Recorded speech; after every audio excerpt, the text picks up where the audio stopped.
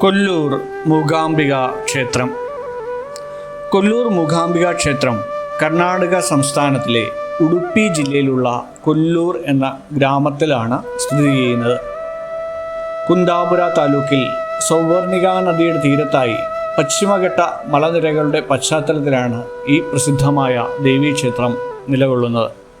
കൊല്ലൂർ മൂകാംബിക ക്ഷേത്രത്തിൻ്റെ ചരിത്രവും ഉത്ഭവവും ഐതിഹ്യങ്ങളും ചരിത്രരേഖകളും ഇഴചേർന്ന് കിടക്കുന്ന ഒന്നാണ്.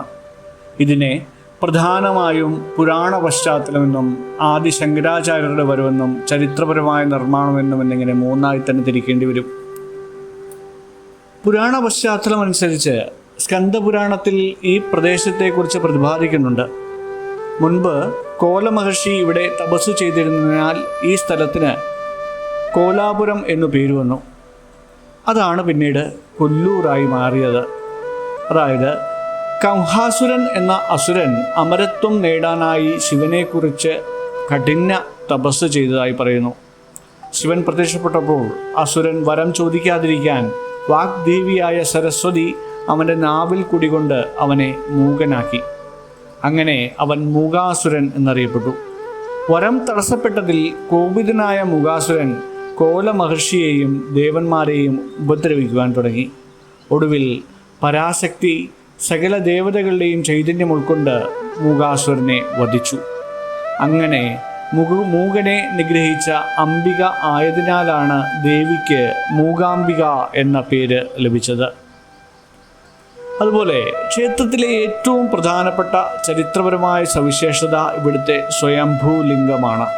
പരമേശ്വരൻ തൻ്റെ കാൽവിരൽ കൊണ്ട് വരച്ച ശ്രീചക്രത്തിലാണ് ഈ ലിംഗം ഉത്ഭവിച്ചത് എന്നാണ് വിശ്വാസം.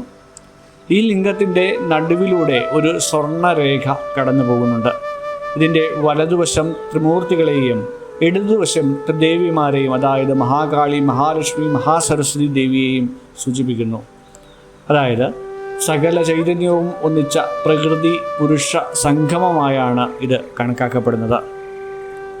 ക്ഷേത്ര ചരിത്രത്തിലെ ഏറ്റവും പ്രധാനപ്പെട്ട വഴിത്തിരിവ് ശ്രീ ആദി ശങ്കരാചാര്യരുടെ വരവാണ്. കുടജാദ്രി മലമുകളിൽ തപസ്സു ചെയ്ത ശങ്കരാചാര്യർക്ക് മുന്നിൽ ദേവി പ്രത്യക്ഷപ്പെട്ടു. കേരളത്തിലേക്ക് കൂടെ വരണമെന്ന ശങ്കരാചാര്യരുടെ അഭ്യർത്ഥന ദേവി സ്വീകരിച്ചു. പക്ഷേ ഒരു നിബന്ധന വെച്ചു: ഞാൻ നിന്റെ പിന്നാലെ വരും, എന്നാൽ നീ തിരിഞ്ഞു നോക്കരുത്. തിരിഞ്ഞു നോക്കുന്നിടത്ത് ഞാൻ ഉറച്ചു നിൽക്കും. കൊല്ലൂരിലെത്തിയപ്പോൾ ദേവിയുടെ ചിലമ്പിൻ്റെ ശബ്ദം കേൾക്കാതെ ശങ്കരാചാര്യർ സംശയിച്ച് തിരിഞ്ഞു നോക്കുകയും ദേവി അവിടെ ഉറച്ചു നിൽക്കുകയും ചെയ്തു. പിന്നീട് ശങ്കരാചാര്യരുടെ അപേക്ഷ പ്രകാരം രാവിലെ കേരളത്തിലെ ചോറ്റാനിക്കര ക്ഷേത്രത്തിലും പിന്നീട് കൊല്ലൂരിലും കുടികൊള്ളാമെന്ന് ദേവി സമ്മതിക്കുകയുണ്ടായി എന്നാണ് ഐതിഹ്യം. തുടർന്ന് ശങ്കരാചാര്യർ തനിക്ക് ദർശനം കിട്ടിയ രൂപത്തിൽ, അതായത് ചതുർബാഹുവായ പഞ്ചലോക വിഗ്രഹം സ്വയംഭൂലിംഗത്തിന് പുറകിലായി പ്രതിഷ്ഠിക്കുകയാണ് ഉണ്ടായത്.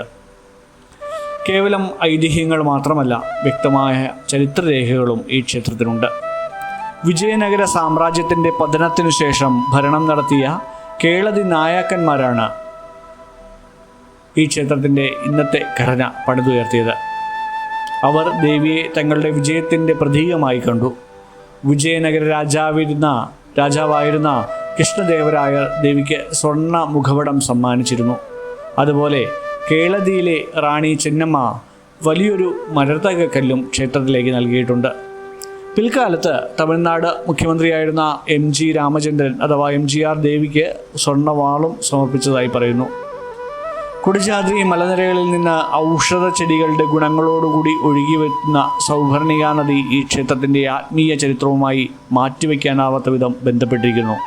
സുവർണൻ അഥവാ ഗരുഡൻ ഈ നദീതീരത്ത് തപസ്സു ചെയ്തതിനാലാണ് ഇതിന് സൗവർണിക എന്ന പേര് വന്നത്. ഇന്നും ദക്ഷിണേന്ത്യയിലെ, പ്രത്യേകിച്ച് കേരളീയരുടെ വിദ്യാരംഭത്തിൻ്റെയും കലകളുടെയും ഏറ്റവും വലിയ പുണ്യകേന്ദ്രമായി കൊല്ലൂർ മൂകാംബിക ക്ഷേത്രം നിലകൊള്ളുന്നു. കൊല്ലൂർ മൂകാംബിക ക്ഷേത്രത്തിൽ പ്രധാന വഴിപാടുകളായി പ്രധാനമായിട്ട് കണക്കാക്കുന്നത് ഈ വിദ്യാരംഭമാണ്. അതുപോലെ ചണ്ഡികാഹോമം, പഞ്ചാമൃതാഭിഷേകം, ത്രിമധുരം, കുങ്കുമാർച്ചന, സഹസ്രനാമാർച്ചന, അതുപോലെ തന്നെ അവിടുത്തെ തന്നെ പ്രധാനമായിട്ടുള്ള ഒന്നാണ് കഷായ നിവേദ്യമൊക്കെ. മംഗളാരതിക്ക് ശേഷം എല്ലാവർക്കും ഈ കഷായ നിവേദ്യം ലഭിക്കുന്നതാണ്. അതുപോലെ തന്നെ അന്നദാനം രാവിലെയും ഉച്ചയ്ക്കുമൊക്കെ ക്ഷേത്രത്തിൽ സൗജന്യമായിട്ട് അന്നദാന പ്രസാദമൂട്ട് ഉണ്ടായിരിക്കുന്നതാണ്. ക്ഷേത്രത്തിൻ്റെ സമയക്രമം രാവിലെ 5 മണിക്ക് തുറന്ന് രാത്രിയിൽ 9 മണിക്ക് അടയ്ക്കുന്ന രീതിയിലാണ്. എന്നാൽ പൂജകൾ നടക്കുന്ന ചില സമയങ്ങളിലൊക്കെ ദർശനം താൽക്കാലികമായിട്ടൊക്കെ നിർത്തിവെക്കാറുണ്ട്. രാവിലെ 5 മുതൽ 1:30 വരെയും പിന്നീട് വൈകുന്നേരം അല്ലെങ്കിൽ ഉച്ചയ്ക്ക് ശേഷം 3 മുതൽ 9 മണി വരെയും ഒക്കെ ആയിട്ടാണ് സാധാരണ നട തുറന്നിരിക്കാറുള്ളത്. ഇവിടുത്തെ വസ്ത്രധാരണ രീതി സാധാരണ പരമ്പരാഗത വസ്ത്രധാരണ രീതി തന്നെയാണ് പിന്തുടരുന്നത്. പുരുഷന്മാർ മുണ്ടും അല്ലെങ്കിൽ വേഷ്ടിയും മാത്രമേ ധരിക്കാൻ പാടുള്ളൂ. ശരീരത്തിൻ്റെ മുകൾ ഭാഗത്തുള്ള വസ്ത്രങ്ങൾ ക്ഷേത്രത്തിൻ്റെ ഉള്ളിൽ കയറുന്ന സമയത്ത് പൂർണ്ണമായിട്ടും ഊരേണ്ടതുണ്ട്. അത് എല്ലാവരും ശ്രദ്ധിക്കണം. അതുപോലെ തന്നെ പാൻസ്, അതുപോലെ ജീൻസ്, ലുങ്കി, മുർബിഡൊന്നും അകത്തേക്ക് സാധാരണ പ്രവേശിപ്പിക്കാൻ സമ്മതിക്കാറില്ല. അതുപോലെ തന്നെ സ്ത്രീകളാണെങ്കിൽ സാരി അല്ലെങ്കിൽ സൽവാർ, അല്ലെങ്കിൽ ചുരിദാർ, ദുപ്പട്ടയോട് കൂടിയിട്ട് തന്നെ ചുരിദാറോ ഒക്കെ ധരിക്കാവുന്നതാണ്. മോഡേൺ ജീൻസ്, ലെഗിൻസ്, പാൻസ്, അതുപോലെ വെസ്റ്റേൺ വസ്ത്രങ്ങളൊന്നും, ഷോർട്ട്സൊന്നും അതിൻ്റെ ഉള്ളിൽ നിരോധിച്ചിരിക്കുന്നതാണ്. എല്ലാവരും ക്ഷേത്രത്തിന് അനുചിതമായിട്ടുള്ള വസ്ത്രങ്ങൾ ധരിക്കുന്നതിന് വേണ്ടിയിട്ട് ശ്രദ്ധിക്കുക.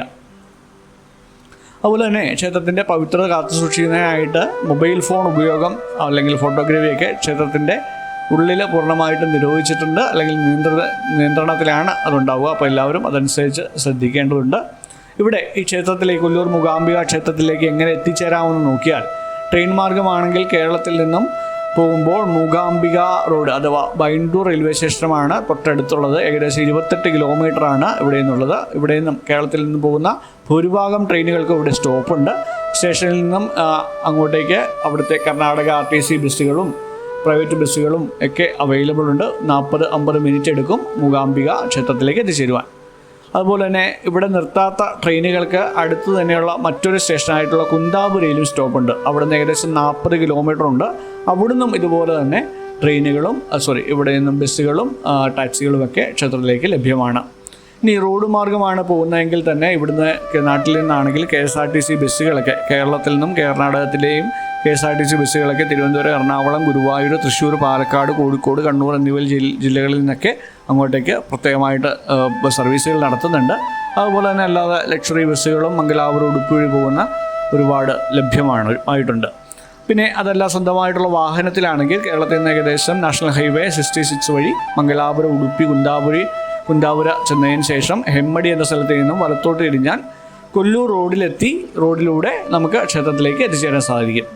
വിമാനമാർഗം നോക്കുകയാണെങ്കിൽ തൊട്ടടുത്തുള്ള വിമാനം അല്ലെങ്കിൽ എയർപോർട്ട് എന്ന് പറയുന്ന മംഗലാപുരം എയർപോർട്ടാണ്. ഏകദേശം 135 കിലോമീറ്റർ അകലെയാണ് വരിക. എയർപോർട്ടിൽ നിന്നും കൊല്ലൂരിലേക്ക് നേരിട്ട് ടാക്സികളൊക്കെ ലഭ്യമായിട്ടുള്ളതാണ്. അപ്പം ഇതിലേറ്റവും നല്ല ഓപ്ഷൻസ് ട്രെയിനായിട്ടാണ് എല്ലാവരും ചൂസ് ചെയ്യുക. അപ്പം സാധനാപഥത്തിനൊപ്പം നമുക്ക് സന്ദർശിക്കാം ഏറ്റവും പ്രധാനപ്പെട്ട കൊല്ലൂർ മൂകാംബിക ക്ഷേത്രം. സ്വാഗതം.